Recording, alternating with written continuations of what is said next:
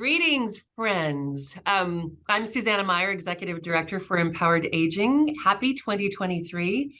We would like to welcome you to our first Empowered Aging Live. And we're talking today about mental health. We're talking about its impact on our professional lives and the work we're doing. We're talking about what happens when you bring that home with you. It's just an open discussion just to kind of get some perspective on what we do, how mental health impacts the older adults and adults with disabilities that we serve. And we're just going to talk a little bit about that. Keep your eyes open. We'll be doing these on a regular basis. And just to give you a few more words about Empowered Aging, our agency has been around for over 50 years. We started as an ombudsman service agency initially, which basically means we protect the rights and the quality of life of residents living in long-term care in Solano, Alameda, and Contra Costa counties. And we also have added to that, our list of resources has grown. We now have, in Solano County, we have friendly visiting, telephone reassurance, elder justice program. We also work with MSW interns, and we are now excited to launch our statewide expansion of our healthcare career pathways. You will hear from representatives of all of our programs today. And as I said, keep tuning in because we'll come back and have some initial thoughts on a lot of other topics. And we look forward to talking to you then. And as usual, ongoing, thank you for your support. And we're going to start off with Charmaine Brent. Charmaine, can you introduce yourself and talk to us a little bit about mental health and the impacts on the work that you do? Well, hello, everyone, and thank you for joining us or just really tuning in. My name is Charmaine Brent. I'm the Ombudsman Program Manager for Alameda County, which means I provide the services, my staff and I provide the services in the long-term care facilities. We investigate complaints of abuse, neglect, and exploitation. So we serve over like 15,000 residents. And what I want to share in terms of mental health and the work that I do just on the professional side, oftentimes when you're dealing with seniors, people forget about that mental health is real. I can even think about as, middle age or young adults, we're oftentimes told to seek mental health services, whether that's therapy, you have podcasts you can listen to. And I thought about something. I said, I really don't hear about a podcast addressing how do you address mental health when you're maybe like 60, 70. And I think sometimes it's often forgotten about. So when I go out to facilities and just imagine being a new resident in a long-term care facility like skilled nursing, and there may be a lot of anxiety around that. Sometimes residents who have dealt with, various mental health issues, the facility staff oftentimes don't know how to spot that out or how to address that or how to support that or what resources to provide. So just remember when we're thinking about our elders and the population that we are serving, that mental health is real. It doesn't go away as we age. And this is why, as being a part of an organization, Empowered Aging, we are looking at the continuum. And not only that, just personally with my staff, making sure that they are balanced. So when they go out, they can serve and, making sure that they serve our residents appropriately and they're not stressed, because that's an added stress to the population that we serve. So just wanted to give you just like a shot or a synopsis of what my day can look like, and just, be on here and advocate for our seniors, just not to forget that as you can engage our elders, whether that's in community or skilled nursing, that their mental health is real and they oftentimes can have even a greater challenge as they age. I think you raised some good points, Charmaine, and I think the kind of work our staff does, it can be very disheartening. It can bring a lot of sorrow with it, because we are sometimes working with people who have been the victims of abuse or neglect. So I think that's one of the reasons we wanted to talk today, is because the perspective of people working directly with victims of abuse and neglect it's going to be a little bit different. And so I'd like to bring in Gina to the conversation now. Can you talk a little bit about that in your work? Sure. Hello, everyone. I am Gina Rigley, and I do community outreach, and I work with all of the volunteers, the wonderful array of volunteers that we have, particularly with our friendly visiting telephone reassurance program. We have retired people, we have people who are still in college, we have stay-at-home moms, people who just have time to give an hour a week, every week, and to visit or call one or two of our older adults in our community in Solano County. It makes a huge difference. We all know that social isolation is a big issue with a lot of older adults. We all know how important having a social life is, socializing with friends and family and being in different groups, if it's a book club or, you know, a hiking club or a cribbage game, something. And so these volunteers, they really bring out a lot in the seniors that they visit. And it just makes a world of difference. It just brings their self-esteem up. It makes them feel so much better about themselves. It makes them feel connected to the community that they live in. So it's a really great program, and I'm really proud to run it. And I'm really proud to know the volunteers that serve our agency. And Gina, what about personally? How are you about bringing work home when you've dealt with something that's heartbreaking? Or... You know, that's interesting because I do share it with my family, and that helps me. I do bring it home and I do talk about it, and that helps me. But my outlets would be to go for walks, go for hikes, you know, hang out with friends. But I do need to talk about it when I get home with my family and just kind of, you know, decompress and let them know what my day was like. Thanks. Tiffany, in your role at the agency, you've probably got a different perspective from others. You want to share that? Sure. So I'm Tiffany. I'm the administrative manager here at Empowered Aging, and we're big on the practice of self-care here. We encourage it a lot. And so the first component of self-care is encouraging and informing staff of all of the services and resources we offer them for both physical and mental health. I make sure that they're well-versed in various avenues of care so that they can reach out and get the help that they need. We also have a system where we offer one work from home day each week to ensure that all of the staff here is recharged and ready to go and just decompressed as much as possible. We encourage personal time, and we also are big on not taking your work home. You know, home is home, work is work. So work-life balance is super important here at this agency, and we do put our employees first. Thanks, Tiffany. Daunje, do you have some thoughts on this? I mean, I know we've talked a little bit about how the people we serve are often neglected themselves when it comes to resources for mental health. And what do you see in your work on this topic? So hi, everyone. I'm Daunje Sanders. I'm the program manager for the Solano County Ombudsman Program, and I'll also be representing for the Elder Justice as well.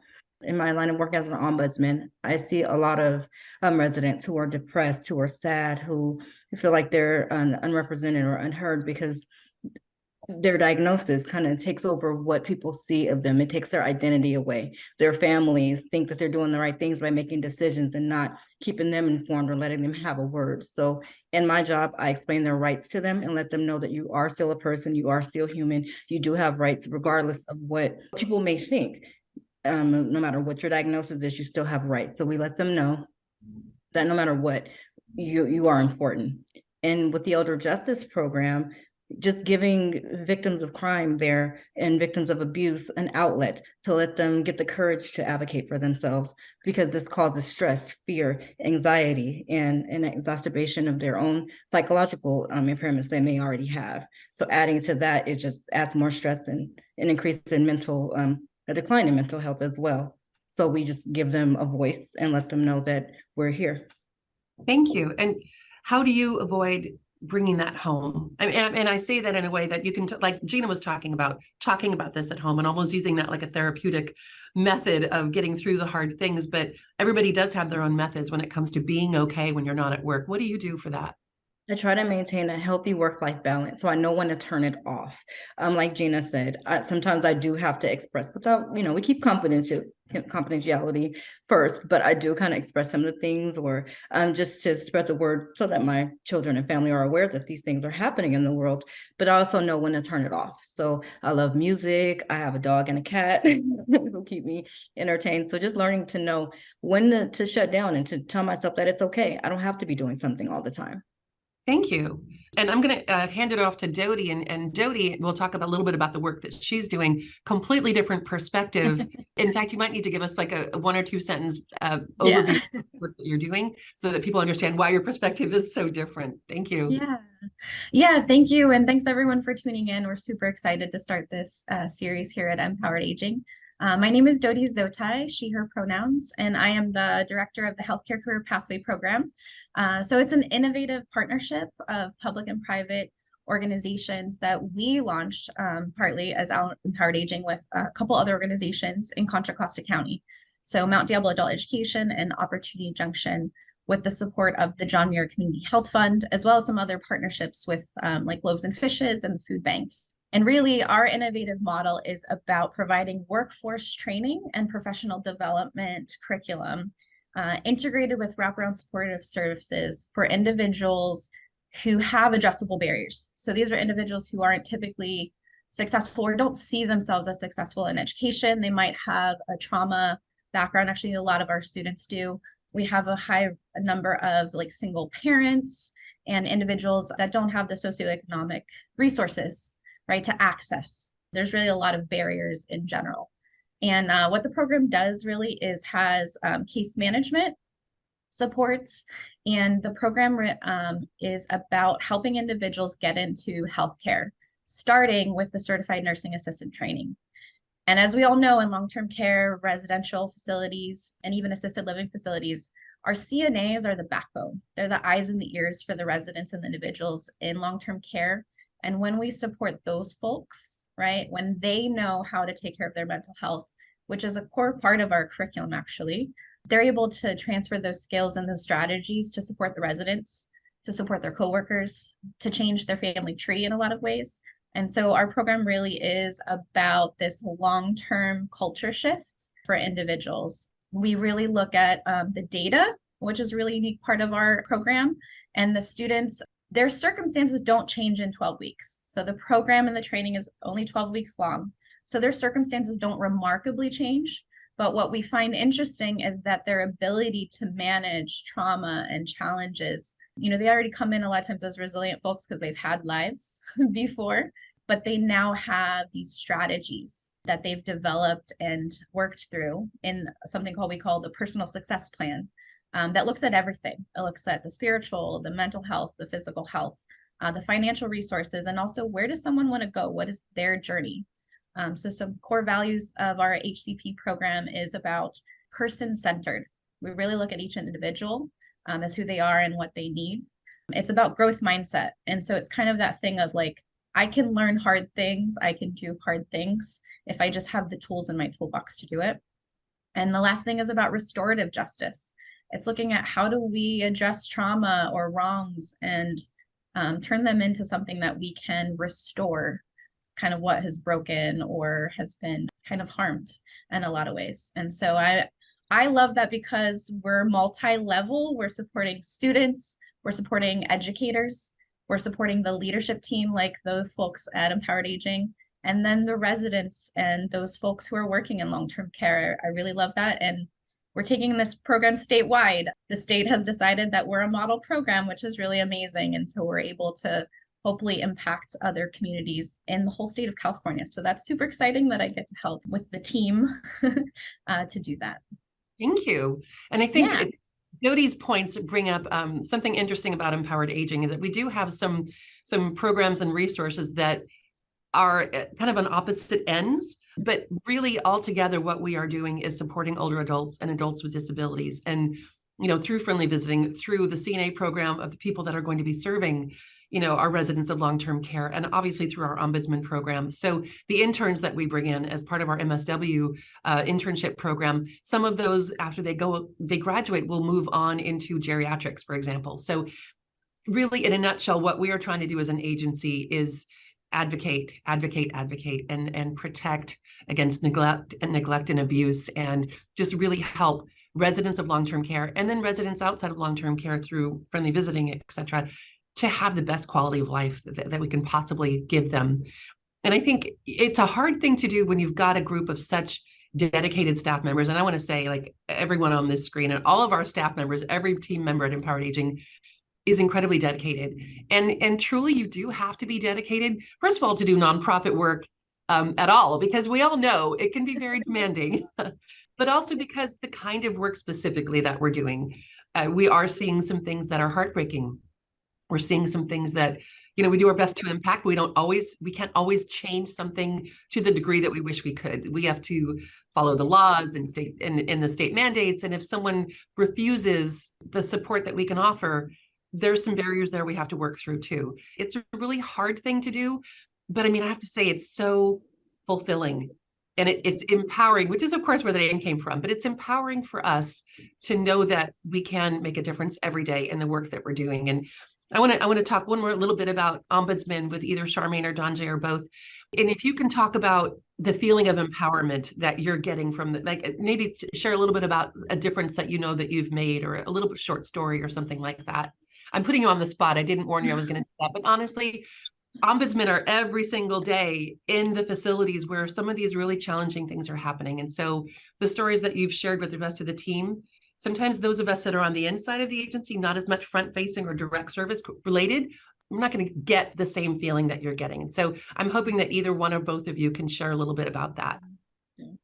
So outside of, investigating complaints or looking to things like that, I get a lot of joy in empowering. And like I said earlier, we do empower them to speak up for themselves. We're advocates, but what brings joy to my heart is when they get the strength and courage enough to advocate for themselves. And they do that because they know that we're in the background. We know that we support them. Well, they know that we support them, and they know that they have a team behind them. So just seeing someone that's really timid and really scared and maybe facing verbal or physical abuse, and then you see them and they're like, no, I told them myself, and look what I got from speaking up. So that's the empowering part, and that's what I love.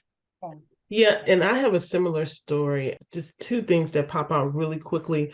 One, I had a resident, and she used to be a dancer, but she broke her both hips, and so made a little more frail. She had to have, her one of those little rascals that you ride around. But her husband they were New Yorkers, and still had a lot of his strength. So he was going around fighting and advocating for his wife. He was taking over what we call a care conference, where you address the needs of the resident. But I noticed that the facility and the husband were going back and forth, and no one really considered what was going on with her. No one heard from her. And you could see just sadness with the back and forth, and just asking her, me spending time with her, asking her, what did she want? She was sad because she didn't want to hurt her husband's feelings, but there were certain things that she wanted, and she didn't want to cause confusion with the facility. So her and I strategized a plan. And I remember at the care conference, I said, you're going to sit right in the front at the head of the table, and I'm going to sit next to you, and you can do this. And at the end of the care conference, she was able to advocate for what she wanted. I said, make a list, just be okay, take a deep breath. And at the end of the care conference, her doing her fist like this, like, yes, I did it. You heard me.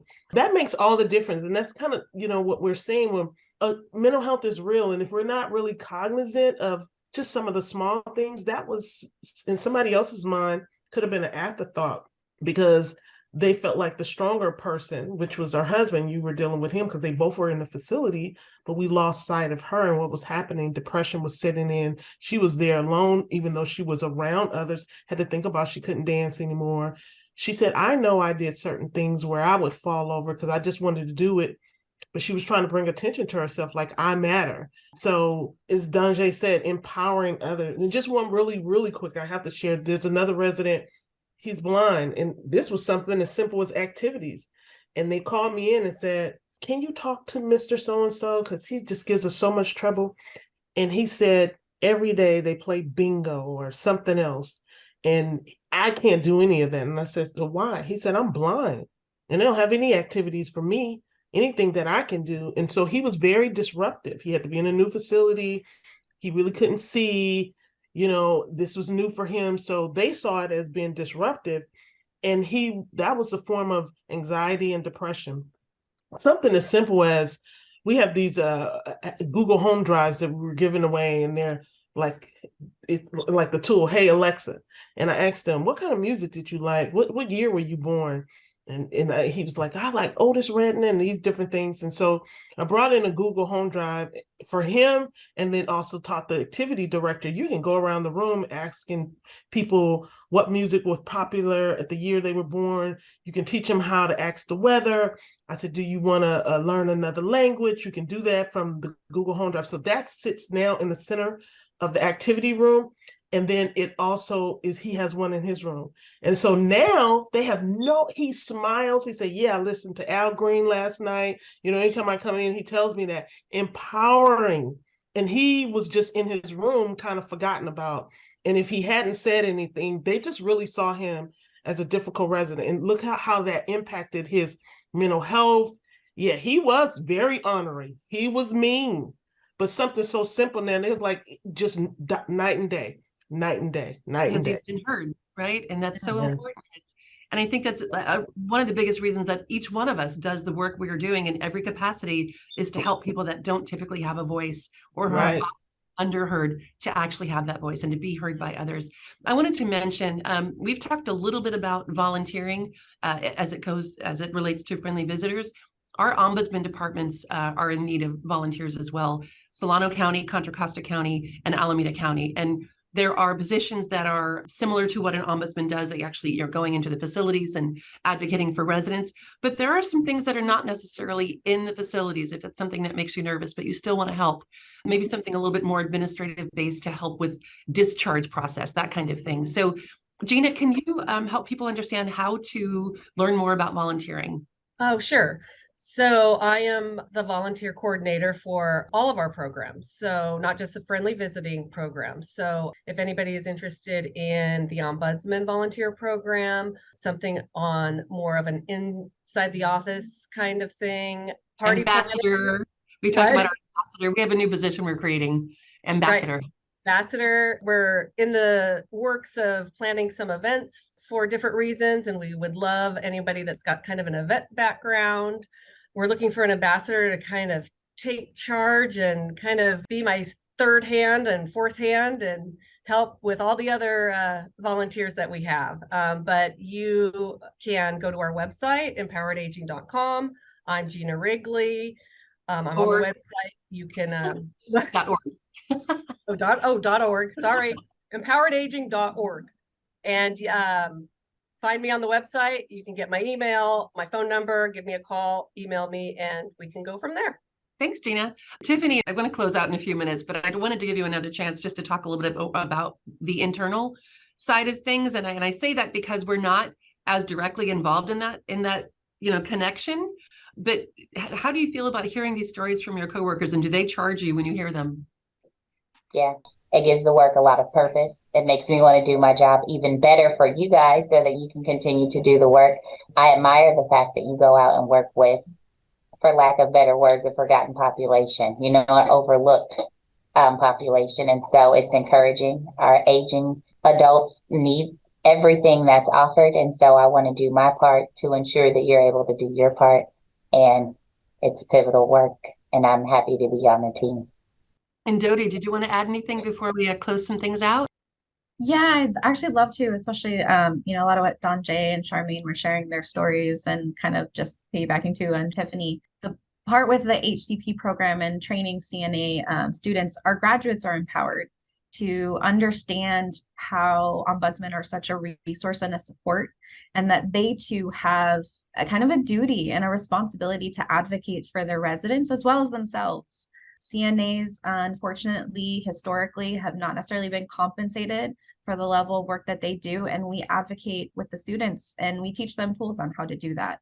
And so they're able to, turn that and support the residents. Understanding that ornery residents, there's a reason a lot of times why folks come in. And because our students have those traumatic backgrounds, they're actually able to understand the residents and why they are acting out the way that they do. And that just being heard, right? I think, Susannah, you said it, like having a voice or having your voice heard can empower you so much. And, you know, kind of what Charmaine had shared about how she sat with that resident and was able to support them. Our program does that with students so that they in turn do that with the residents. And then, you know, for us as well here at Empowered Aging, for us to And that's a good point too, Dodi, is because part of the training of the CNA students that Dodi is that program is she's leading is in skilled nursing facilities, working with the residents that we serve. So that it does all kind of tie together and loop around, and it's a bit of a wraparound in itself, just the agency and the work we're doing. The other thing to note about that is that a lot of the students, as they graduate at the ceremony, are offered jobs. There is before graduation. We're in crisis mode here when it comes to state direct workforce. We're in crisis mode, and so the care level at the residential facilities will very much be dependent upon the staffing. So as an agency, we are working towards addressing that end of the abuse and neglect. And it's hard to talk about, but frankly, the better staffed a facility is, the less change there will be. Yeah, because staff are able to take care. Yeah, staff are able to take care of themselves. They're not overworked, right? So a lot of time these individuals are single parents, typically, you know, Black and brown women who are, or immigrants and folks that don't always have a voice in our society. And so then they're taken advantage of also in the work. They end up working multiple jobs. So when we are able to add to the staffing, give them the resources, connect them, right? California has the Master Plan for Aging, you know, caregiving that works. Like that's what our program falls under as a model program. When we support the folks in long-term care, they're better able to support the residents because they take care of themselves better, right? We talk about work-life balance. Tiffany, this organization is so amazing at that for us, having that provided in each facility. And I do want to reiterate too, our facilities that work with us for HCP are high road employers. They want to make better culture at their facilities. And so that's the other thing. So when you know a facility is working with the healthcare career pathway, you know also they're working towards growth and change and being person-centered also. That's one of our requirements for the industry partners. We're picky about who we partner with. Yes. It's a very structured program, and it's seeing great success, which is again why it's been recognized by the Master Plan for Aging, by the state of California, and why we were able to bring Dodi in to help with that expansion. So I'm going to close things out and just remind everyone that we would love to stay engaged with you. We have a regular newsletter that comes out. You can sign up for that on our website. Again, like Gina was talking about, some of the volunteer opportunities that we have available that we'd love to bring you onto that team. Obviously, if anybody wants to throw some donations, whether they're one-time or monthly, we'd love to have you there. Once we start getting into events, we'll invite you to those. We really want to make sure that we're more accessible, that we bring these to you on a regular basis, and that we hear from you. So as we promote this live recording thing that we're doing right now, we'll share the website link and ways to reach out to us. So please, again, engage, email us, call us, reach out on social media, follow our pages. We're on Instagram, Facebook, YouTube, LinkedIn, but reach out, tell us what you think. And if you have a family member or a neighbor or someone you know that is living in long-term care, especially, and in need of support, please reach out to us for that too. We will help. It's like, you know, in Solano, Contra Costa, and Alameda County. Check our website out, learn more about our programs directly, and please join us next time we go live, because we really, really appreciate the community support and the partnership out there. Thanks, everyone. Bye.